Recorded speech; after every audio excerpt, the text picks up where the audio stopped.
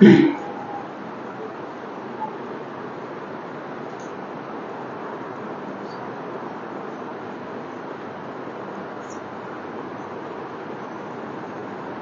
عليكم ورحمة الله وبركاته. إن الحمد لله نحمده ونستعينه ونستغفره ونعوذ بالله من شرور أنفسنا ومن سيئات أعمالنا. من يهده الله فلا مضل له ومن يضلل فلا هادي له.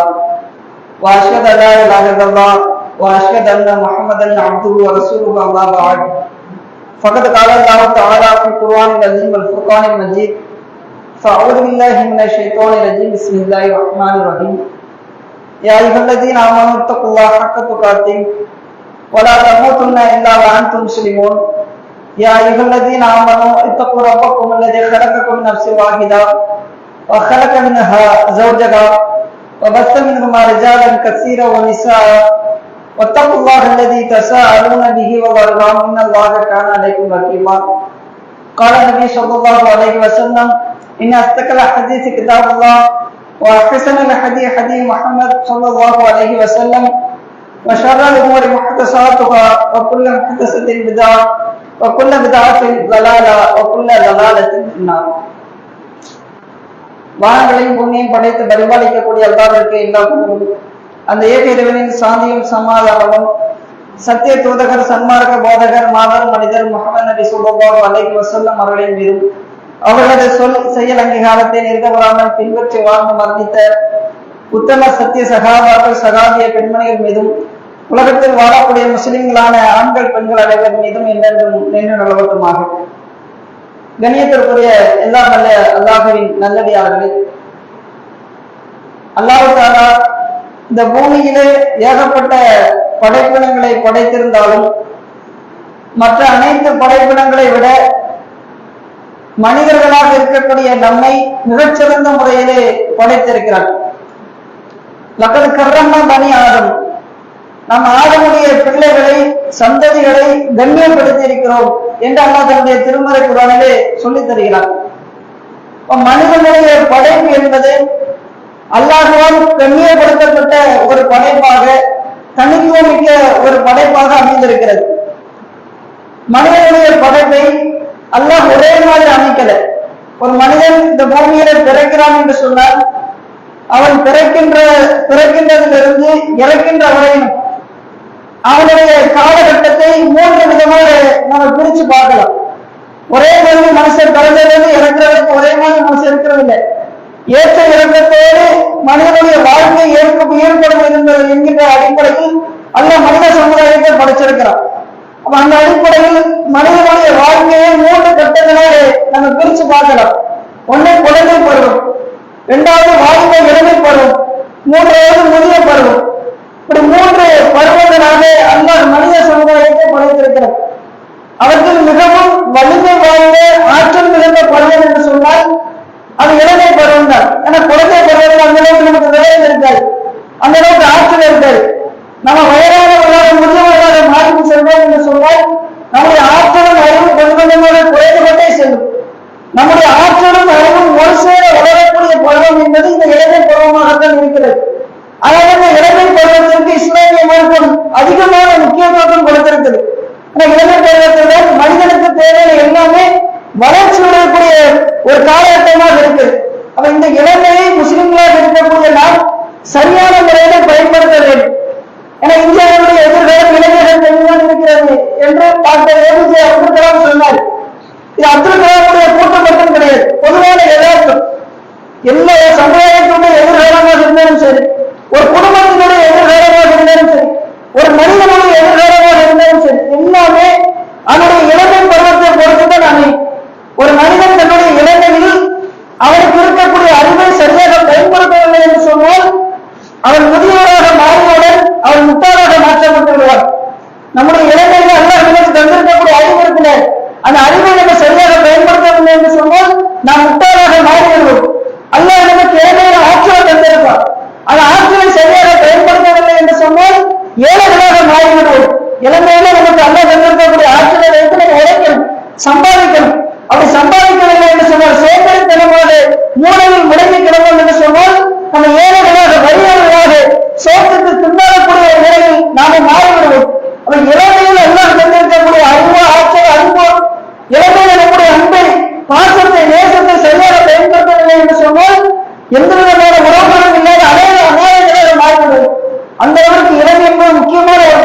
இளமையில் அல்லாஹ் நமக்கு தந்திருக்கக்கூடிய எல்லா விஷயங்களையும் நாம் சரியாக பயன்படுத்த வேண்டும். அப்படி பயன்படுத்தவில்லை என்று சொன்னால் நம்முடைய எதிர்காலம் கேள்விக்குறியாக மாறிவிடும்.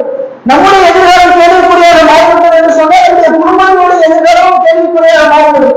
நம்முடைய குடும்பம் கேள்விக்குறியாக மாறியது என்று சொன்னால் சமுதாயம் கேள்விக்குறியாக மாறிவிடும், நாடு கேள்விக்குறியாக மாறிவிடும்.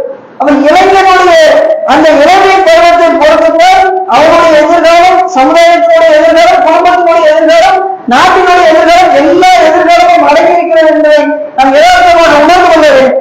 அதனால இஸ்லாமிய மார்க்கம் இளமை பருவத்திற்கு அதிகமான முக்கியத்துவத்தை கொடுத்து சொல்லுங்கள். எந்த அளவுக்கு இஸ்லாமிய மார்க்கம் இளமை பருவத்தை கொண்டு சொல்லிருக்கிறது என்று சொன்னால், முதல்ல இளமை பருவம்னா எந்த காலகட்டம், எத்தனை வயசுல இளமை ஆரம்பிக்கும், எத்தனை வயசு வரைக்கும் இளமை இருக்கும் என்பதை நம்ம தெரிந்து கொள்ள வேண்டும். ஏன்னா இன்னைக்கு இளமை பருவம் என்று சொன்னால் ஒவ்வொருத்தரும் ஒவ்வொரு விதமான கணக்கீடுகளை வைத்திருக்கிறாங்க. வேற வேற இடங்கள்லாம் சென்றுங்கள் என்று சொன்னால் முன்னாடி 18 வயசை சேர்ந்தவங்க இளமை என்று சொன்னாங்க, இப்ப 21 வயசுக்கு மாறுறாங்க. இப்படி ஒவ்வொருத்தரும் ஒவ்வொரு விதமான கருத்துக்களை சொல்லுகிறார்கள். இஸ்லாமிய மார்க்கத்தை பொறுத்தவரை இளமை என்பது, இளமை பருவம் என்பது, வாலிப பருவம் என்பது எப்பொழுது ஆரம்பிக்கும் என்பதை குர்ஆன் ஹதீஸ்களை பார்த்தோம் என்று சொன்னால், ஒரு மனிதன் ஆணாக இருந்தாலும் சரி பெண்ணாக இருந்தாலும் சரி வயசு கணக்கு கிடையாது. பருவம் எப்பொழுது பருவத்தை அடைகிறானோ, பருவ வயது எப்பொழுது ஒரு ஆணாக இருந்தாலும் சரி பெண்ணாக இருந்தாலும் சரி பருவத்தை அடைந்த உடன்தான் அவர்களுக்கு இளமை பருவம் ஸ்டார்ட் ஆகிறது, ஆரம்பமாகிறது என்பதை இஸ்லாமிய மார்க்கம் சொல்லுது. அல்லாஹ்வுடைய திருமறைக்குர்ஆனிலே 22வது அத்தியாயம் 5வது வசனத்திலே சொல்லி கேட்கும் போது, உங்களை குழந்தையாக வெளிப்படுத்தி இருக்கிறோம். நீங்க பிறக்கும்போது குழந்தையாக தான் பிறக்கிறீங்க, யாருமே மனுஷனை பிறந்ததே கிடையாது. 6 வயசுல பிறகு மட்டும்தான் நல்ல மனிதனாக பிறந்தார். மற்ற எல்லாருமே இந்த பூமியில பிறக்கும் போது குழந்தையாகத்தான் பிறக்கும். அல்லாஹ் சொல்றான், உங்களை குழந்தையாக வெளிப்படுத்தி இருக்கிறோம். நீங்கள் இளமை பருவத்தை அனுமதிக்காக உங்களை வளர செய்கிறோம், பருவம் உங்களுக்கு ஏற்படுத்தி இருக்கிறோம் என்று அல்லாஹ் தன்னுடைய திருமறைக்குர்ஆனில் சொல்லித் தருகிறார். அப்ப இளமை பருவத்தின் ஆரம்பம் என்பது பருவ வயதுதான். ஒரு ஆண் 12 வயசுல பருவ வயது அடையலாம், 10 வயசுல பருவ வயது அடையலாம், 13 வயசுல பருவ வயது அடையலாம், பெண் 8 வயசுல பருவ வயது அடையலாம், 10 வயசுல அடையலாம். யார் எத்தனை வயது பருவ வயது அடைகிறார்களோ அந்த பருவ வயது அடைந்ததிலிருந்து அவர்களுக்கான இளமை பருவம் தொடங்குகிறது என்பதை இந்த வசனத்தின் மூலமாக அல்லாஹ் தன்னுடைய திருமறைக்குர்ஆனில் சொல்லித் தருகிறார். இதை இஸ்லாமிய மார்க்க அறிஞர்கள் எல்லாருமே ஒத்த கருத்துல இருக்கிறார். இளமை பருவத்தின் ஆரம்பம் என்பது பருவ வயதுதான் என்பது ஒத்த கருத்துல இருக்கிறார். ஆனா இளமை பருவத்தினுடைய முடிவு வரைக்கும் இருக்குது, எத்தனை வயசு வரைக்கும் இளமை பருவம் இருக்கு என்கின்ற விஷயத்தில் ஒவ்வொரு அறிஞரும் ஒவ்வொரு கருத்துக்களை சொல்றார். நம்ம குர்ஆன் ஹதீஸ்களிலே தேடி பார்த்தோம் என்று சொன்னால், இளமை பருவத்தினுடைய முடிவு என்பது 50 தாண்டி கூட இருக்கும், 50 வயசை தாண்டி கூட இருக்கும் என்பதை நம்ம தெரிந்து கொள்ளலாம். இன்னைக்கு மனநிலை, மக்களுடைய மனநிலை எப்படி மாறி இருக்கிறது என்று சொன்னால், 40 வயசு வரைக்கும் இளமை பருவம், 40 தாண்டிதான் அவங்க முதியவர்கள், வயதானவர்கள். 40 தாண்டிவிட்டோம் என்று சொன்னால் நமக்கும் இளமைக்கும் எந்த விதமான சம்பந்தமும் இல்லை என்பது போன்று ஒதுங்கி இருக்கக்கூடிய ஒரு நிலையை பார்க்கிறோம். ஆனா இஸ்லாமிய மார்க்கம் 40 தாண்டி இளமை கிடையாது என்று சொல்லவே இல்லை. அல்லாஹ் தன்னுடைய திருமறைக்குர்ஆனிலே எப்படி சொல்லித் தருகிறாங்க என்று சொன்னால், ஒரு வசைகள் இன்சான நீ வாழ்வது இன்சானா, நாம் அவர்களுடைய ஒவ்வொரு மனிதனுக்கும் பெற்றோருக்கு நன்மை செய்யுமாறு வசியத் செய்கிறோம், அறிவுரை செய்கிறோம். ஏன்னா உன்னுடைய தாய் உன்னை சிரமத்திற்கு மேல் சிரமப்பட்டு, கஷ்டத்திற்கு மேல் கஷ்டப்பட்டு, மரணத்தினுடைய விளிம்பு வரையும் சென்று உன்னை பெற்றெடுக்கிறாள். உன்னை அவருடைய கருவிலை சுமந்ததும் பெற்றெடுத்ததற்கு பிறகு உனக்கு பால் கொடுத்ததும் 30 மாதங்கள், 30 மாசமும் அவர் கஷ்டப்பட்டிருக்கிறார், சிரமப்பட்டிருக்கிறார். ஆனால் உன்னுடைய தாயை நல்ல முறையில் நீ காமி, அதற்கு நன்மை செய்து நன்மை செய் என்று அல்ல தாயை பற்றி சொல்லிவிட்டு தொடர்ச்சியாக சொல்றான்.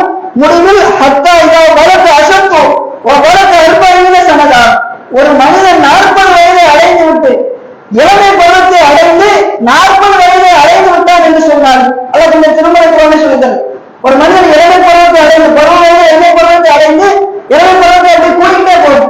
40 வயதை ஒரு மனிதன் அடைந்து விட்டான் என்று சொன்னால் அவன் அல்லாஹ்விடத்தில் காலை ரப்பி, என்னுடைய இறைவா, எனக்கும் என் பெற்றோருக்கும் நீ வழங்கிய அருட்கொடைகளுக்கு நான் நன்றி செலுத்துவதற்கு, நீ பொறுத்து கொண்ட நற்செயல்களை செலுத்துவதற்கும் எனக்கு வழிகாட்டுவதாக என்று ஒரு மனிதன் பிரார்த்தனை செய்ய வேண்டும் என்பதாக அல்லாஹ் தன்னுடைய திருமறைக்குர்ஆனில் சொல்லித் தருகிறார். நமக்கு 40 வயது அடைந்து விட்டது என்று சொல்லி அந்த பிரார்த்தனை செய்யும். இது அல்லாஹ் நமக்கு சொல்லியிருக்கக்கூடிய அழகான ஒரு அறிவுரை. ஆனா எனக்கு 40 வயசுல இந்த பிரார்த்தனை நம்ம செய்யறோமா? 40 வயதை கடக்கும் பொழுது முதிய வயது ஆரம்பிக்கும் போது என்கின்ற கவலையோடு தான் நீங்க வாழ்றோம். ஆனா அல்ல என்ன சொல்ற, 40 வயதை நீங்கள் அடைந்து விட்டீர்கள் என்று சொன்னால் உங்களுக்கு இறங்க முடியல. அது இறமையினுடைய உச்சகட்டம். அந்த உச்சகட்டத்தில் நீங்கள் அல்லாஹ்விடத்தில் பிரார்த்தனை செய்ய வேண்டும்.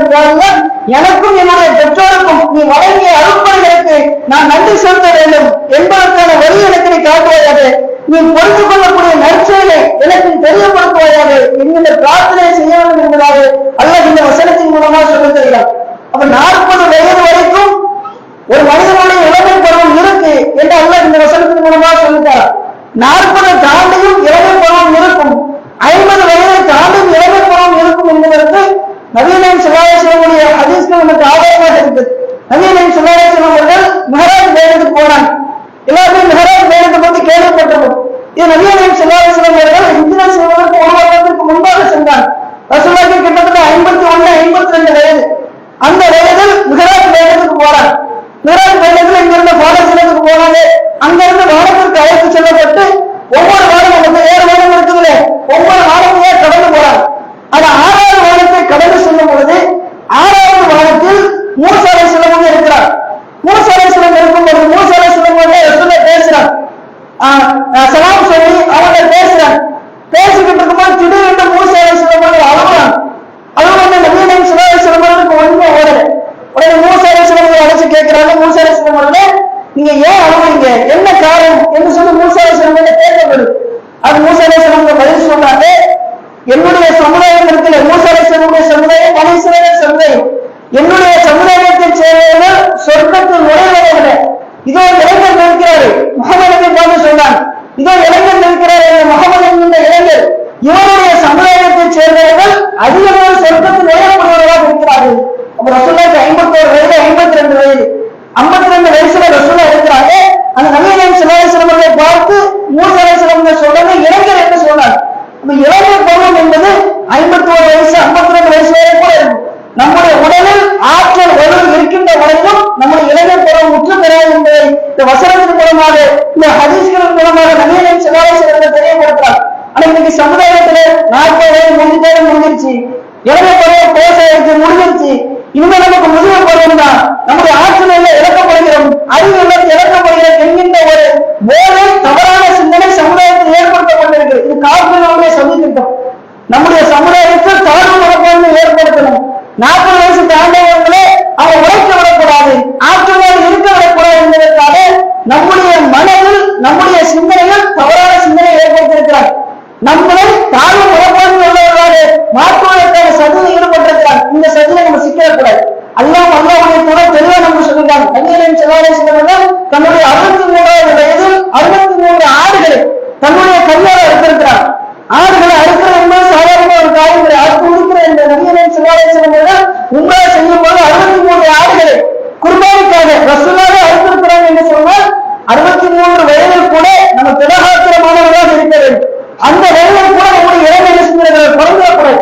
80 வயசு தாண்டாத நம்முடைய இளமை போகணும். அப்படிப்பட்ட ஒரு சூழ்நிலையில் ஒவ்வொரு முஸ்லிமும் வாழக்கூடியதாக இருக்கும். இன்னைக்கு 40 வயசுல இளமையை பறிவுறுத்தக்கூடிய ஒரு சமுதாயமாக நம்முடைய சமுதாயம் மாற்றப்பட்டு கொண்டிருக்கிறது. இதுல இருந்து நாம் என்ன செய்யணும்? கட்டாயமாக 50 வயதும் நம்ம கடுமையாக உழைக்கணும், 60 வயதும் கடுமையாக உழைக்கும். நபிகள் நாயகம் ஸல்லல்லாஹு அலைஹி வஸல்லம் எந்த அளவுக்கு உழைத்தார்களோ அதே போன்று இஸ்லாத்திற்காக, மார்க்கத்திற்காக, தன்னுடைய குடும்பத்திற்காக நாம் உழைக்கக்கூடியவர்களாக இருக்க வேண்டும். நம்முடைய இளமையை எந்த நேரத்தில் நாம இலக்காக இருக்கிறோம் அப்படிங்கிற தெளிவாக நமக்கு தெரியும். இளமை பருவத்தினுடைய ஆரம்பம் என்பது பருவ வயது, இளமை பருவத்தின் முடிவு என்பது நம்முடைய ஆற்றலாம் குறைந்த தன்னால வயசு அடைவோங்க. எப்ப நம்ம தன்னால வயதை அடைகிறோமோ, படுத்தியாக மாறுகிறோமோ, அப்பொழுதுதான் நமக்கு முதிய பருவம் வருகிறது என்பதை அல்லாஹ்வுடைய தூதர் நமக்கு தெளிவான முறையில் தெளிவுபடுத்தியிருக்கிறார்கள். இதை நாம தெளிவான முறையில் நம்முடைய மனதில் எடுத்துக் கொள்ளக்கூடிய மக்களாக இருக்க வேண்டும். அது மட்டும் இல்லாமல் அல்லாஹ் தன்னுடைய திருமறைக்கு வாழ்வு இளமை பருவத்திற்கு எவ்வளவு பவர் இருக்குது, எவ்வளவு ஆற்றல் இருக்குது என்பதை அழகான முறையில் நமக்கு சொல்லித் தந்திருக்கிறார். இளமை பருவம் என்பது ஒரு பலம் வாய்ந்த பருவம், ஆற்றல் மிகுந்த பருவம். அதை அல்லாஹ் தன்னுடைய திருமறை குர்ஆனில் சொல்லித் தருகிறார். எப்படி அல்லாஹ் சொல்கிறார் என்று சொன்னால், அல்லாஹ் சொல்ற 30வது அத்தியாயம் 54வது வசனத்தை அல்லாஹ் சொல்லி காட்டும் பொழுது அல்லாஹ் கலக்கக்கும், அல்லாஹ்வே உங்களை படைத்தான். எப்படி படைத்தான் என்று சொன்னால் பலகீனமான நிலையில் படைத்தான். நம்ம குழந்தையாக நிறுவனங்களே, குழந்தையாக இருக்கும்போது நமக்கு ஆற்றல் இருக்குமோ? ஆற்றல் இருக்காது, பலகீனமான நிலையில நம்ம இருப்போம். நமக்கு என்ன தேவையோ அதை நம்மளால நிறைவேற்ற முடியாது. நமக்கு தேவையான நம்முடைய தாய், தந்தை, சகோதர, சகோதரிகள் இவர்களை நிறைவேற்றி தருவார்கள். குழந்தை பருவத்தில் நம்ம லவ் பண்ணி பலகீனமான நிலையை கொண்ட சொல்லலாம். அல்லாத நம்மளை பலகீனமான நிலையை குறைத்தான் சும்ம ஜாலனின் மாதிரி லவ் பண்ணி அந்த பலகீனத்திற்கு பிறகு கும்பத்தன் உங்களுக்கு ஆற்றலை கொடுத்தாங்க. பருவ வயதை எல்லாம் சொல்லி தருகிறார். நீங்கள் பருவ வயதை அடைகிறீர்கள், அந்த பருவ வயதை அடையும் பொழுது உங்களுக்கு ஆற்றல் வந்துவிடும். அந்த ஆற்றலை அல்லாஹ் உங்களுக்கு வழங்கியிருக்கிறார் என்று சொல்லிவிட்டு அல்ல தொடர்ச்சியா சொல்றார். கும்ப ஜால நிம்மதி கும்பத்தன் அந்த பருவ வயது முடிக்கப்பட்டது என்று சொன்னார். அந்த ஆற்றல் இழக்கப்பட்டது என்று சொன்னால் சும்ம ஜாலன் மறுபடியும் நீங்கள் பலவீனர்களாக மாற்றப்படுவீர்கள் முதிய வயதில். அல்லாஹ் சொல்றார். குழந்தை பருவத்தில் உங்களுக்கு நீங்க பலவீனமாக இருப்பீங்க, முதிய பருவத்தில் பலவீனமாக இருப்பீர்கள். நீங்கள் பலம் மிகுந்த பருவமாக இருக்கக்கூடிய ஒரே பருவம் இளமை பருவம் தான். அதனால அந்த இளமை பருவத்தை சரியாக பயன்படுத்திக்கங்க. அந்த இளமை பருவத்தை தவற விட்டு விடாதீர்கள் என்பதற்கு இந்த வசனத்தை சொல்லலாம். இதெல்லாம் நமக்கு சொல்லித் தரணும். இளமை பருவம் ஆற்றல் மிகுந்த பருவம், குழந்தை பருவமும் முதிய பருவமும் பலகீனமான பருவம் என்பதை எல்லாம் நமக்கு சொல்லித் தரணும். அதை குர்ஆனில் ஒரு வசனமாக இறப்பதற்கான காரணம் என்ன? அல்லாஹ் சும்மா எதுவும் சொல்ல மாட்டான், காரணத்தோடு தான் சொல்லலாம். அல்லாஹ் ஏன் நமக்கு இதை தெரியப்படுத்திருக்கிறான் என்று சொன்னால், குழந்தை பருவத்தில் ஒன்றும் செய்ய முடியாது, முதிய பருவத்தில் ஒன்றும் செய்ய முடியாது, இளமை பருவத்தில் தான் எல்லாம் செய்ய முடியும். அதனால அந்த இளமை பருவத்தை நீங்கள் தவற விட்டு விடாதீர்கள். இளமை பருவத்தில் உங்களால் எதையெல்லாம் சாதிக்க முடியுமோ அதையெல்லாம் சாதித்து விடுகிறது. எவ்வளவு நன்மைகளை கொள்ளையடிக்க முடியுமோ அவ்வளவு நன்மைகளை நீங்கள் கொள்ளையடித்து விடுங்க என்பதற்கு தான் அல்லாஹ் இந்த வசனத்தில் இந்த இளமை பருவத்தை பற்றி சொல்லித் தருகிறார். இன்னும் தொடர்ச்சியாக அல்ல இளமை பருவத்தை வளர்ச்சிக்குரிய பருவமாக சொல்கிறார். இளமை பருவத்தில் ஆற்றல் மட்டும் இருக்காது, இளமை பருவத்தில் ஆற்றலும் அறிவும் வளர்ந்து கொண்டே செல்லும் என்று அவர் கொஞ்சம் திருமறை போல சொல்லித்தரலாம். ஒரு வசனத்தில் எல்லாம் சொல்ற 16வது அத்தியாயம் 78வது வசனத்தில் எல்லாம் சொல்லி காட்டும் பொழுது ஒன்னா அகரஜகம் முற்றிலும் ரொம்ப ஆட்சிக்கும் நீங்கள் உங்களுடைய தாயுடைய வயிறுகளிலிருந்து வெளியாகும் பொழுது, எல்லாருமே தாயுடைய வயிற்றிலிருந்து வெளியே இருக்கிறோம். தாய்களை பெற்றெடுப்ப நல்லா சொன்னான். உங்களுடைய தாயுடைய வயிறுகளிலிருந்து நீங்கள் வெளியாகும் போது நான் தாயில போன செய்யா உங்களுக்கு எதுவுமே தெரியாமல் இருந்தது. அல்லாஹ் சொல்றான். நம்ம பிறக்கும் பொழுது நமக்கு ஒரு விஷயம் கூட தெரியாது. அல்லாஹ் சொல்றான். ஆனா இன்னைக்கு சமுதாயத்துல எப்படி ஒரு திறமையை கிடைக்க வச்சிருக்கிறாங்க. யூதர்கள் இருக்கிறாங்கல்ல, அவங்கதான் உலகத்திலேயே மிகப்பெரும் அறிவாளிகள். உலகத்திலேயே மிகப்பெரும் அறிவாளிகள் யார் என்று சொன்னால் யூதர்கள் தான். ஏன் அவர்கள் அறிவாளிகள் என்று சொன்னால், யூதர்களில் ஒரு பெண் கர்ப்பிணியாக மாறிவிட்டார் என்று சொன்னார், குழந்தை பாக்கியத்தை பெற்றுக் கொண்டு விட்டார் என்று சொன்னால், யூத மதக்குழுவை சேர்ந்தவர்கள் ஒரு புத்தகத்தை அவங்க கையில கொடுத்துருவாங்க. அந்த புத்தகத்தை வச்சு முதல் மாசத்துல இப்படி செய்யணும், 2ஆம் மாசத்துல இப்படி செய்யணும் என்ற புத்தகத்தை எழுதப்பட்டிருக்கும். அந்த புத்தகத்தை வைத்துக் கொண்டு கண்ணாடிக்கு முன்னாடி நின்று அந்த கற்பனை மேல வாசிச்சுட்டே இருப்பாங்களாம். அந்த வயிற்றில் இருக்கக்கூடிய குழந்தைக்கு யூத மத பற்று இருக்குல்ல, அந்த யூத மத பற்றை வயிற்றில் இருக்கும்போது அவர்கள் ஊட்டுவார்கள். அதனால யூதர்கள் உலகத்திலேயே அறிவாளிகளாக இருக்கிறார்கள் என்கின்ற ஒரு தவறான முறையை சமுதாயத்தில் கிடைக்கொண்டிருக்கிறார். நிறைய ஆளுநர் அறிஞர்கள் கூட இந்த விஷயத்தை பேசுறாங்க. யூதர்கள் அறிவாளிகளாக இருப்பதற்கு காரணம் வயிற்றுக்குள்ள இருக்கும்போது அவங்களுக்கு அறிவை கொடுக்குறாங்க. ஆனா நம்முடைய சமுதாயம் வயிற்றுக்குள்ள இருக்கும்போது அறிவை கொடுக்கறது கிடையாது, கவனிக்கிறது கிடையாது என்று பேசுறாங்க. ஆனா அல்லாஹ் என்ன சொல்ல தெரியுமா? நீங்கள் உங்களுடைய தாயுடைய வயிற்றிலிருந்து வெளியாகும் போது ஒன்றாக அகலத்துக்கும் முன்பு ரொம்ப ஆட்டிக்கும். உங்களுடைய தாயினுடைய வயிற்றிலிருந்து வெளியாகும் பொழுது நான் தாயில கூட செய்ய ஒரு விஷயம் கூட உங்களுக்கு தெரியாது, ஒன்னோட தெரியும். அல்ல உங்களுக்கு நான் தாயில உங்களுக்கு தெரியாதுன்னு சொல்லல, நான் தாயில கூட செய்ய ஒரே ஒரு விஷயம் கூட உங்களுக்கு தெரியாத நிலையில நீங்க உள்ளத்து வெளியே வாங்க. அப்ப குழந்தையாக இருக்கும்போது ஒண்ணுமே தெரியாது. நம்மகிட்ட ஒரு விதமான அறிவுமாய் இருக்காது. அல்ல தன்னுடைய திருமணக்குள்ள தெளிவான சொல்லி காட்டுறான். நம்முடைய சமுதாயத்தில் முஸ்லிம்களை மட்டம் கட்டணும், தாழ்வு மனப்பான்மையை ஆக்க வேண்டும் என்பதற்காக யூதர்கள் திறந்து விட்ட ஒரு பொருள்.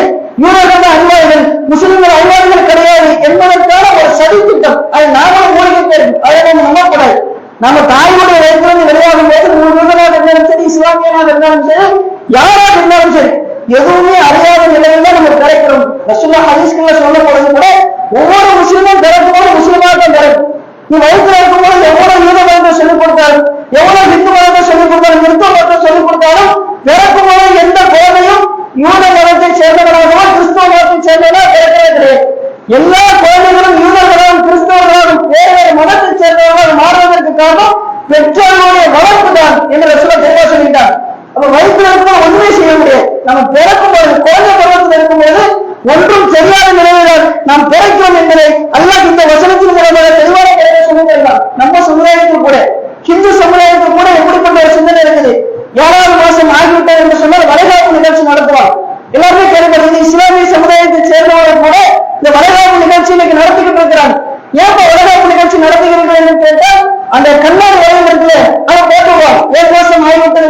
கருமையாக இருக்கக்கூடியவர்கள் 7 மாதமாக ஆகிவிட்டார் என்று சொன்னால் கண்ணாடி வரையில போட்டுருவாங்க. ஏன் கண்ணாடி வரையில் என்று சொன்னால் அந்த கண்ணாடி வரையில சத்தம் வருங்க, கையை ஆட்டும் போது அசைக்கும் போது சத்தம் வரும். அந்த சத்தம் குழந்தையுடைய காலில் கேட்கும், குழந்தையுடைய காலுடைய செவித்திறன் அதிகரிக்கும். அதனால வேளாண் நிகழ்ச்சி நடத்துகிறோம் என்று சொல்லி இன்னைக்கு முஸ்லிம்களும் செய்யக்கூடிய ஒரு காட்சியை பார்த்து அல்ல என்ன சொல்றான், வயிற்றிலிருந்து வெளியேறுவது எதுவுமே தெரியாது. காயத்திரையா இருந்தாலும் எந்த சிந்தனையா இருந்தாலும் சரி, வயிற்றிலிருந்து வெளியே வரும் பொழுது எந்த விதமான அறிவையும் பெறாதவர்களைத்தான் கோயில்கள் வருகிறார்கள் என்பதை அல்லாஹ் தன்னுடைய திருமண தெளிவான முறையை சொல்லி தருகிறார். சொல்லிட்டு தொடர்ச்சியாக சொல்ற வஜான நக்கும் சம்ம அபுசாரு, அதன் பிறகு பிறந்ததற்கு பிறகுதான் சம்ம அபுசாரு, செவித்திறனையும் பார்வைத்திறனையும் நல்லா தருகிறார். குழந்தையாக இருக்கும்போது வயிற்றுல இருக்கும்போது காதெல்லாம் தந்துருவான், கண்ணெல்லாம் கொடுத்துருவான். காது இருந்தா கேட்க முடியுமா, கண்ணெல்ல பார்க்க முடியுமா? காது இருந்து கேட்காத எத்தனையோ பேர் பார்க்கறோம்ல. செவிடாக இருக்கக்கூடியவங்க காது இருக்கும், ஆனா செவிடா இருக்காங்க கேட்க முடியாது. கண் இருக்கும், குருடா இருக்காங்க பார்க்க முடியாது. காது இருந்தா மட்டும் கேட்க முடியாது, கண் இருந்தா மட்டும் பார்க்க முடியாது. அதுக்கு கேட்கக்கூடிய திறனையும் பார்க்கக்கூடிய திறனையும் எல்லாம் இருக்காது. நம்ம வயிற்றுல இருக்கும்போது எல்லாம் காயை தந்துருவான், கண்ணை தந்துருவான், ஆனா கேட்கக்கூடிய சக்தியை தர மாட்டான், பார்க்கக்கூடிய சக்தி எல்லாம் தர மாட்டான். அல்ல சொல்லி காட்டுறான், அவசாரு குழந்தை தாயினுடைய வயிற்றிலிருந்து வெளியாகிறதுக்கு பிறகு பருவ வயதை அடைந்த காலகட்டத்தில் தான் அது வரைக்கும் அது கேட்கக்கூடிய திறனை பார்க்கக்கூடிய திறனை எல்லாம் கொண்டிருப்பான். பருவ வயதை அடைந்து விட்டார்கள் என்று சொன்னால் அவர்களுக்கு கேட்கக்கூடிய சக்தியும் பார்க்கக்கூடிய சக்தியும் சிந்திக்கக்கூடிய உணர்வையும் அல்லாஹ் அதிகரிக்க செய்யும் என்பதாக அல்லாஹ் தன்னுடைய திருமண சொல்லி தருகிறார். இவ்வளவு திருமண வசனம் பாருங்க, எல்லாத்துக்குமே போட்டு வளர்க்குது, எல்லா மூட நம்பிக்கைகளும் இல்லாம சுக்குனராக நடக்குது. நீங்க வரலாற்று நிகழ்ச்சிகள் கொண்டாடுவதா ஒரு மூட நம்பிக்கை, ஆனால் எந்த பிரயோஜனமும் கிடையாது. இவங்க கற்பனையாக இருக்கக்கூடிய பெண்கள் 4 நாள் உட்கார்ந்து என்னத்தை படிச்சாலும் ஆனால் 1% கூட பிரயோஜனம் கிடையாது என்பதை அல்ல தெளிவான முறையில் சொல்லித் தருகிறார். பருவ வயதை அடைந்ததற்கு பிறகுதான் நம்முடைய கேட்கும் திறன், பார்க்கும் திறன், உள்ளத்தை சிந்திக்கக்கூடிய திறன் எல்லாமே தெளிவான முறையில் வளர்ச்சி அடையக்கூடியதாக இருக்கும் என்பதை அல்ல தெளிவான முறையில் சொல்லித் தருகிறார். இன்னொரு வசனத்தில் அல்ல சொல்லி காட்டும் 22 வசனத்தில் அல்ல சொல்கிறார், உங்களை குழந்தையாக வெளிப்படுத்தி இருக்கிறோம், நீங்கள் இளமை பருவத்தை அடைவதற்காக உங்களை வளர்ச்சி செய்கிறோம். வளர்ச்சி, உண்மையான வளர்ச்சி என்பது இளமை பருவ வளர்ச்சி தான். நம்ம பருவத்தை அடைந்து விட்டோம் என்று சொன்னால் அதன் பிறகு நமக்கு ஏற்படக்கூடிய அறிவும் ஆற்றலும் பலமும் எல்லாமே வளரக்கூடிய நிகழ்ச்சி இருக்கிறது.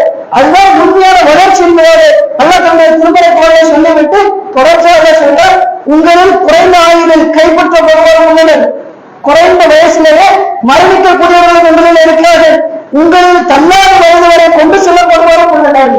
தன்னாத வயது இருக்கிற அதுதான் முதிய பருவம் என்று அல்லாஹ் சொல்லி தருகிறார். முதிய பருவம் என்று சொன்னாலே தன்னாத வயது, நம்மளால நடக்க முடியாது, கம்ப உழைப்பு நடக்கணும், தத்து தட்டுதான் நடக்கணும், படுத்த படுக்கையாளர்கள் கிடக்க பெண்களை நடந்தவங்க, அதுதான் முதிய பருவம். அது வரையிலும் இருக்கக்கூடிய எல்லா காலகட்டங்களும் இளமை பருவம் தான் என்பதை அல்லாஹ் தன்னுடைய திருமறை குரானிலே தெளிவான முறையில் சொல்லித் தருகிறார். இளமை பருவம் என்பது நம்முடைய ஆற்றல், திறமைகள், அறிவுகள் எல்லாமே வளர்ச்சி கூடிய ஒரு பருவமாக இருக்கிறது. அந்த பருவத்தை தெளிவான முறையில் நம்ம பயன்படுத்த வேண்டும் என்பதை அல்லாஹ் இந்த வசனத்தின் மூலமாக சொல்லித் தந்திருக்கிறோம். அந்த அடிப்படையில் இளைஞர்களாக இருக்கக்கூடிய நாம் 40 வயசு தாண்டிச்சு, 50 வயசு தாண்டிச்சு என்றெல்லாம் நினைக்கக்கூடாது. நம்முடைய உடலில் ஆற்றல் ஒளி இருக்கின்ற வரையிலும் நாம் இளைஞர்கள் தான். இளைஞர்களாக இருக்கக்கூடிய நமக்கு அல்லாஹ் கொடுத்திருக்கக்கூடிய அந்த பொறுப்பை சரியான முறையில் நிறைவேற்றக்கூடிய மக்களாக இருக்க வேண்டும். அப்படிப்பட்ட மக்களாக அல்ல நம் அனைவரையும் மாற்றி அருள்வான என்று கேட்டு இந்த முதல்வரை முடிவு செய்கிறேன். வாசித்தவான அஸ்ஸலாமு அலைக்கும்.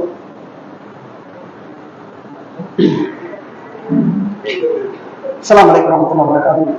கண்ணியத்திற்குரிய எல்லாம் அல்ல அல்லாஹ்வின் நல்லடியார்களே, இஸ்லாம் கூறும் இளமை பருவம் என்கின்ற தலைப்பில் இளமை பருவம் என்பது முக்கியமான பருவம் என்கின்ற விஷயத்தையும், இளமை பருவத்தினுடைய ஆரம்பம், பருவ வயது, இளமை பருவத்தினுடைய முடிவு என்பது நம்ம தள்ளாத வயது அடைகின்ற வரையிலும் உள்ள காலகட்டம் என்கின்ற செய்தியையும் குர்ஆன் ஹதீஸிலும் நம்ம பார்த்தோம். இளமை பருவம் என்பது நம்முடைய அறிவும் ஆற்றலும் பலமிக்க பருவமாக இருக்கக்கூடிய ஒரு பருவம். அதே போன்று வளர்ச்சி அடையக்கூடிய ஒரு பருவம் என்கின்ற செய்தியையும் நாம முதலாவது உரையிலே பார்த்தோம். இளமை என்பது முக்கியமான ஒரு விஷயமாக இருக்கக்கூடிய காரணத்தினால்தான் இன்னைக்கு எல்லாருமே இளமையை டார்கெட் பண்ணி தன்னுடைய எல்லா விஷயங்களையும் நிகழ்த்தி செய்யக்கூடிய ஒரு காரியத்தை பார்க்கணும்.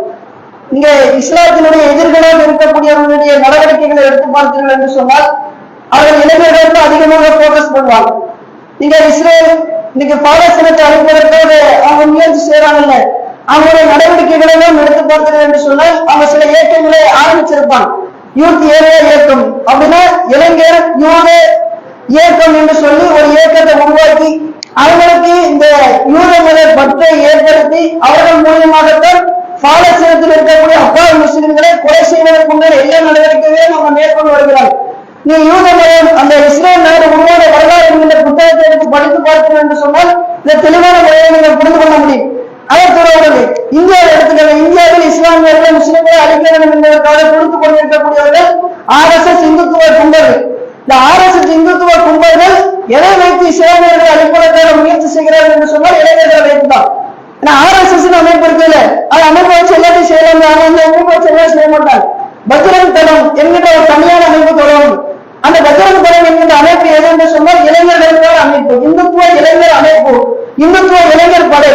பாபர் மசூதி இடிச்சு தரமட்டமாக்குறது அதை ஏற்படுத்தி அதை நின்று எல்லா இடிப்பதற்கான எல்லா வேலையும் செய்தவர்கள் இந்த பஜ்ரங் தளத்தை சேர்ந்தவர்கள். இவர் பஜ்ரங் தளம் என்று சொல்லி இளைஞர்களுக்கான ஒரு பணி இயக்கத்தை ஆரம்பித்திருக்கிறார். பள்ளிக்கூடம் கல்லூரிகளில் படிக்கக்கூடிய முஸ்லிம்களுக்கு எதிராக நடவடிக்கை மேற்கொள்ள வேண்டும் என்பதற்காக ABVP என்கிற அமைப்பை தொடங்கியிருக்கிறார். கர்நாடகாவில் கேள்விப்பட்டிருக்கீங்கல்ல, ஹிஜாப் எதிராக போராடினாங்க, ஹிஜாப் போட்டு வரக்கூடாது என்கிற பிரச்சனை கிளப்பினாங்க. உத்தரப்பிரதேசத்துல ஏகப்பட்ட பிரச்சனை ஆரம்பிச்சு, காவுக்கு வராத செய்திகள் ஏகப்பட்ட செய்திகள் இருக்குது. இப்படி பள்ளி கல்லூரிகளில் படிக்கக்கூடிய முஸ்லிம்களுக்கு எதிராக இஸ்லாமியர்களுக்கு எதிராக நடவடிக்கை ஈடுபட வேண்டும் என்பதற்காக ABVP என்கிற அமைப்பை ஏற்படுத்தி செயல்பட்டு இருக்கிறார். ABVP என்பவர்கள் படிக்கக்கூடிய இளைஞர்கள், பஜ்ரங் தளம் என்பது படிக்காத முட்டாள் இளைஞர்கள். இந்த இளைஞர்களை வைத்துத்தான் இந்துத்துவ தீவிரவாதிகள் இஸ்லாமியர்களும் முஸ்லிம்களையும் அழிக்க வேண்டும் என்பதற்காக தன்னுடைய சதித்திட்டங்களை நடத்தி கொண்டிருக்கிறார். இதற்குரிய உலகத்தில் இருக்கக்கூடிய எல்லா மக்களுக்கும் எதிராக வருவான். ரசூலா சொல்லியிருக்கிறார், பாலஸ்தீனத்திற்கு எதிராக இஸ்ரேல் இருக்குது, இந்தியாவில் உள்ள இஸ்லாமியர்களுக்கு எதிராக இந்துத்துவ தீவிரவாதிகள் இருக்கிறார், உலக முஸ்லிம்களுக்கு எதிராக வருவான் தஜ்ஜால் என்று சொல்லக்கூடியவன். இதை ரசூலா சொல்லியிருக்கிறார். தஜ்ஜாலை கேள்விப்படாத யாருமே இருக்க முடியும். எல்லா முஸ்லிம்களும் தஜ்ஜாலை பற்றி கட்டாயமாக கேள்விப்பட்டிருப்போம். அந்த தஜ்ஜாலை குறித்து நபிகள் நாயகம் ஸல்லல்லாஹு அலைஹி வஸல்லம் என்ன சொன்னாங்க தெரியுமா? தஜ்ஜால் எப்படிதான் இருக்கா தெரியுமா? அவருடைய ஒரு கண் தான் தெரியும், இன்னொரு கண் சூம்பி போயிருக்கும். ஒத்த கண் தான் தஜ்ஜால். அவருடைய நெற்றிக்கு மத்தியில காஃபிர் என்கிற எழுத்து எழுதியிருக்கும், அது யார் படிச்சாலும் தெரியும் என்று தஜ்ஜாலை பற்றி ரசூலா சொல்லிக்கிட்டு இருக்கும்போது தொடர்ச்சியா ரசூலா சொல்றாங்க, அந்த தஜ்ஜால் என்பவன் இளைஞனாக இருப்பான். ரசூலா சொல்றாங்க, தஜ்ஜால் ஒருவர் உலக முஸ்லிம்களுக்கு எதிரி. அவன் 40 நாள் இந்த பூமியில வசிப்பான். ஆனா பூமியில் உள்ள எல்லா பகுதிகளுக்கும் சென்றுடுவான். மக்கா மன்னாரை தவிர இந்தியா போவோம், பாகிஸ்தான் போவோம், பங்களாதேஷ் போவோம், எல்லா பகுதிகளுக்கும் போயிடுவோம். அவன் முதல் நாள் ஒரு வருடம் மாதிரி இருக்கும், 2வது நாள் ஒரு மாசம் மாதிரி இருக்கும், 3வது நாள் ஒரு வாரம் மாதிரி இருக்கும், மற்ற நாட்கள் எல்லாம் ஒரு நாள் மாதிரி இருக்கும் என்று ரசூலா சொல்றாங்க. இந்த காலகட்டத்தில் அவன் வாழக்கூடிய காலகட்டம் உலகம் முழுக்க பயணம் செஞ்சிருவான். எல்லா இஸ்லாமியர்களையும் துன்புறுத்துவான், எல்லா இஸ்லாமியர்களுக்கு மத்தியிலும் குழப்பத்தை ஏற்படுத்துவான். அப்படிப்பட்ட தஜ்ஜால் ஒரு இளைஞனாகத்தான் ஏற்படுகின்றார்கள். நபிகள் நாயகம் ஸல்லல்லாஹு அலைஹி வஸல்லம் சொல்லிட்டார்கள், அவர் இஸ்லாத்தினுடைய எதிரிகள் இளைஞர்களாகத்தான் இருப்பாங்க. இளைஞர்களை வைத்துத்தான் இஸ்லாத்தை அழிப்பதற்கான, இஸ்லாத்தை இல்லாமல் ஒழிப்பதற்கான சதி வேலைகள் நடைபெறும் என்று ரசூலா திருவாரூர் என்ன சொல்லிக்கிறார். இந்த நேரத்தில் நாம் என்ன செய்யணும்? அதே ரசூலா சொல்லி தந்திருக்கிறார். நமக்கு எதிராக இளைஞர்கள் இருப்பாங்க என்பதை ரசூலா சொல்லி தந்தது மாதிரி நாம என்ன செய்யணும்? நாம் அதை முறியடிக்க வேண்டும் என்று சொன்னால் எப்படிப்பட்ட காரியத்தில் ஈடுபட வேண்டும்? அதை நபிகள் நாயகம் ஸல்லல்லாஹு அலைஹி வஸல்லம் சொல்லி காட்டும் பொழுது, தஜ்ஜால் இந்த பூமி முழுக்க பயணம் செய்து எல்லா மக்களையும் குழப்பத்தில் ஆழ்த்திடுவான். தஜ்ஜால் வானத்தை காட்டி வானமே மழை பெய்யும் சொன்னா மழை பெய்யும், செடுமொழிகளை முளைவிக்க செய்யும் என்று சொன்னா செடுமொழிகளை முளைவிக்க செய்யும். 2 கையில வச்சிருப்பா, இது சொர்க்கம் செய்வா நரகம் செய்வா. பார்க்கறதுக்கு சொர்க்கம் நரகம் மாதிரியே இருக்கும். மக்கள் எல்லாம் குழந்தைங்க நிற்பாங்க, முஸ்லிம்களே திடவிங்க நிற்பாங்க. ஒரு மேலே அல்லாஹ் இருப்பானோ, இவங்க எவ்வளவு இருப்பானோ, இறைவன் இங்க வந்திருக்கிறானோ என்று குழப்பத்தில் இருப்பாங்க. அந்த நேரத்தில் தஜ்ஜாலை முறியடிக்கக்கூடிய விதமாக ஒரு மனிதன் கிளம்பி வருவான். ரசூலா சொல்றார், ஒரு மனிதன் தஜ்ஜாலை பற்றி சொல்லுவாங்கன்னா, தஜ்ஜாலே நம்ம ரசூல்லா உன்னை பற்றி சொல்லியிருக்காங்க, நீ தான் ரசூலா சொன்ன தஜ்ஜால் என்பதை நான் உறுதியாக நம்புகிறேன் என்று சொல்வார். மற்ற எல்லாரும் பயந்து அஞ்சு நடுங்கி ஒடுங்கி இருப்பான். ஒருத்த மட்டும் சொல்லுவான், நீ தான் தஜ்ஜால் என்பது எனக்கு நன்றாக தெரியும் என்று சொன்ன உடனே தஜ்ஜால் மக்களை எல்லாம் பார்த்து கேட்பான், நான் இந்த மனிதனை 2 உண்டாக வெட்டி மறுபடியும் அவர் உயிர் கொடுத்தால் என்னை இறைவனாக ஏற்றுக்கொள்வீர்களா என்று சொல்லி கேட்பான். ஏன்னா உயிர் கொடுக்கிறதும் உயிர் எடுக்கிறதும் அல்லாஹ்வுடைய வேலை, வேற யாராலும் செய்ய முடியாது. அதை நான் செஞ்சு என்ன அல்லாஹ் ஏற்றுக்கொள்வீங்களா என்று சொல்லி கேட்பான். முஸ்லிம்கள் நிற்பாங்க, உன செஞ்சு காட்டு என்று சொன்ன உடனே அந்த இறைவனை கொண்டு அந்த இறைவனை 2 உண்டாக வெட்டி கொலை செஞ்சிருவான். மறுபடியும் அந்த 2 உண்டை வெட்ட வச்சு எனக்கு வாழ்ந்து சொன்னா அந்த இளைஞர் உயிரோடு எழுந்துருவாரு. மக்கள் எல்லாம் திகழ்ச்சி பண்ணிப்பாங்க, உண்மையை ஒன்றா இறைவனாக இருக்கணும். ஏன்னா உயிர் கொடுத்துட்டான், உயிர் எடுத்துட்டான், வேற யாராலுமே இதை செய்ய முடியாது. எந்த தந்திரத்தாலும் வந்திரத்தாலும் இதை செய்ய முடியாது, இவன் செஞ்சுட்டானே என்று சொன்ன உடனே அந்த மனிதன் எழுந்து சிரித்துக் கொண்டே என்ன சொல்வார், ரசூலா சேர்ந்த தஜ்ஜால் என்பவன் நீங்க என்பதை இப்போ 100 சதவீதம் உறுதியாக நான் சொல்றேன். எனக்கு அந்த 100% இப்ப கன்ஃபார்ம் ஆயிடுச்சு. இனிமே ஒன்னால் என்ன ஒன்றும் செய்ய முடியாது என்று அந்த மனிதன் சொன்னார். உடனே தஜ்ஜால் என்பவன் அந்த மனிதனை கொலை செய்வதற்காக முயற்சி செய்தால் அவங்க கொலை செய்ய முடியாது. ஏன்னா ஒரு தடவை செய்ய முடியும், வாழ்க்கை மனதையும் சொல்ற ஒரு தடவை செய்ய முடியும், மூலிய செடிகளில விளைவிக்க செய்யணும் சொல்றது ஒரு தடவை செய்ய முடியும். தஜ்ஜாலால் ஒரு தடவை தான் இது போன்ற வறுமுறைகளை நிகழ்த்த முடியும், மறுமுறை அதை செய்ய முடியாது. ஆனா அந்த ஒரு தடவை செய்வதை எடுத்து மக்களை குழம்பிட்டு நிற்பான். அந்த மக்களுடைய குழப்பத்தை தீர்க்கக்கூடியவராக அந்த ஒரு மனிதர் வந்து நிற்பார். அந்த ஒரு மனிதர் இளைஞர் என்று சொல்லியிருக்கிறார். அந்த ஒரு மனிதர் யாரா இருப்பாரு, மித்த படித்த மார்க்கறிஞர், வயதானவர், முதியவர், 30 வயசு 80 வயசு என்று சொல்லுற அந்த ஒருத்தர் இளைஞராக இருப்பார். அப்ப தஜ்ஜாலை முறியடிக்கக்கூடியவனாக ஒரு இளைஞர் தான் இருப்பார் என்பதை ரசூலுல்லாஹ் தெளிவான முறையில் சொல்லித்தார். எவ்வளவு சமயத்தில் எத்தனை பேருக்கு சிறுவர்கள் இருக்கிறாங்க, முதியவர்கள் இருக்கிறாங்க. தஜ்ஜாலை எதிர்ப்பதற்காக கோடிக்கணக்கான மக்கள் வந்து நிற்கிறாங்க. இந்தியாவில 20 கோடிக்கு அதிகமான மக்கள் நிற்கிறப்ப எல்லாருமே திளைச்சு நிற்பாங்க. தஜ்ஜாலை எதிர்க்க முடியாது, திளைச்சு நிற்பாங்க. அவருடைய அந்த அற்புதத்தை பார்த்து குழந்தைங்க நிற்பாங்க. அந்த குழப்பத்தை முறியடிக்கக்கூடியதாக ஒரு இளைஞர் தான் இருப்பார் என்பதை நபிகள் ஸல்லல்லாஹு அலைஹி வஸல்லம் தெளிவான முறையில் புரிய வைக்கிறார்கள். அவன் தஜ்ஜாலை முறியடிப்பது, தஜ்ஜால் என்பது இளைஞர், அந்த இளைஞரை முறியடிப்பதற்கு இன்னொரு இளைஞர் வருவார் என்று ரசூலுல்லாஹ் சொன்னதிலிருந்து இந்தியாவில் இஸ்லாமியர்களை அழிப்பதற்காக இளைஞர்களை கொண்டு இந்துத்துவ தீவிரவாதிகள் முயற்சி செய்கிறார்கள் என்று சொன்னால், அவர்களை முறியடிக்க வேண்டும் என்று சொன்னால் இஸ்லாமிய இளைஞர்கள் இஸ்லாத்தின் அடிப்படையில் சரியான முறையில் நடத்தக்கூடியவர்களாக இருக்க வேண்டும். நம்ம எவ்வளவு போராட்டம் பண்ணாலும், ஆர்ப்பாட்டம் பண்ணாலும், 10 நாள் பேஸ்புக் எழுதினாலும், ட்விட்டர் எழுதினாலும் என்ன சிந்தனை எந்த பிரயோஜனம் இருக்காது. இளைஞர்களாக இருக்கக்கூடியவர்கள் ரசூலுல்லாஹ் சொன்ன மாதிரி பள்ளிவாசலோடு தொடர்புடையவர்களாக, மார்க்கத்தை சரியான முறையில் தேடக்கூடியவர்களாக, நன்மையை தீமை தடுக்கக்கூடியவர்களாக, எதிர்களை எதிர்ப்பதற்கு துணிவுள்ளவர்களாக நம்ம மாறினோம் என்று சொன்னார்கள் இந்தியாவில் இருக்கக்கூடிய இஸ்லாத்தினுடைய எதிர்களை முறியடிக்க முடியும். அப்படிப்பட்ட மக்களோடு அல்லாஹ் நம் அனைவரும் நாய்க்கு அறிவுறுவாங்க என்று கேட்டு ஒரே முடிவு செய்கிறது.